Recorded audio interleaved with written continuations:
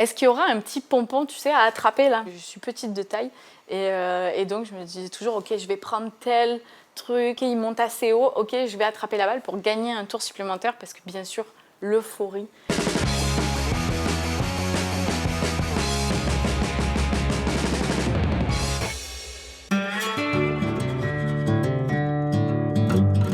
Salut, moi c'est Marjorie, je suis chargée de programmation et d'animation d'ateliers pour le Spot. Le Spot, c'est un lieu où tout commence pour les jeunes entrepreneurs de 18-30 ans à Marseille. Et aujourd'hui, je suis là pour faire de la sensibilisation à l'entrepreneuriat pour des jeunes. Donc c'était un groupe de 10 jeunes qui étaient issus de l'école de la deuxième chance et également de la DAP 13. Et en gros, le principe des carrefours, c'est de jamais vous dire non. De jamais vous dire que votre idée elle est nulle, que votre idée elle ne marchera jamais. Nous, notre principe, c'est on va écouter, on va diagnostiquer votre projet, on va voir où il en est, de quoi vous avez besoin.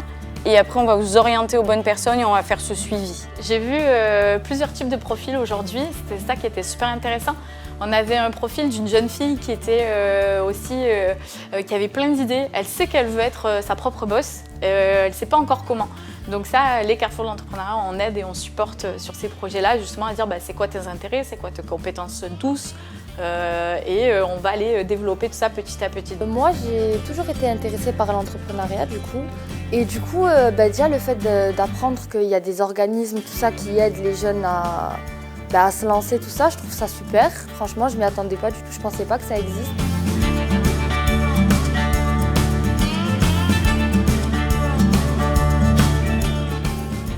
Les carrefours de l'entrepreneuriat, on est là aussi pour partir des présupposés. Je présuppose qu'en tant que femme, j'ai pas le temps, j'ai pas l'énergie, ou en tant que jeune aussi, qui n'a pas de moyens ou qui n'a pas accès à la mobilité ni aux ressources, je présuppose que c'est pas pour moi.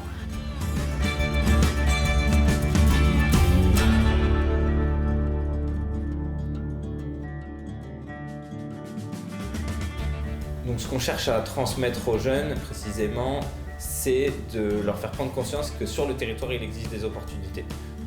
Un exemple, ce matin, on a un jeune qui aimerait travailler potentiellement dans la mode, mais qui nous a dit qu'il ne connaissait rien. Au Transforama, on a des partenaires qui sont des chantiers d'insertion dans la mode, qui sont des ateliers où on va potentiellement pouvoir l'orienter. Les jeunes, ils sont en échec. C'est souvent des jeunes qui ont sorti 5 diplômes, qui ont été toujours étiquetés en échec, ça ne marchera jamais. On travaille beaucoup sur la confiance. Ces événements-là, c'est pour leur redonner confiance en disant vous avez un potentiel. Après, quand on a confiance en soi, on peut déplacer des montagnes. Je dis toujours, ces jeunes-là, ils ont tout le potentiel pour déplacer des montagnes.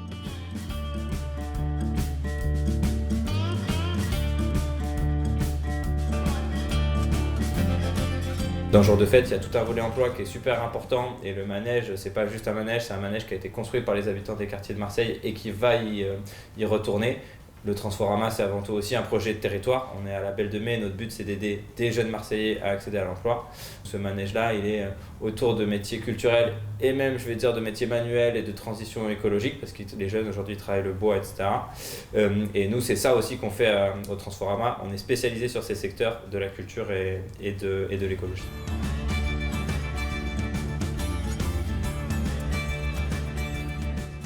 Même s'il y a moult mots, même s'il a été en difficulté, même s'il a fait de l'incarcération, même s'il a été un échec, on aura toujours dit il y a toujours une deuxième chance et il y a toujours un avenir devant toi.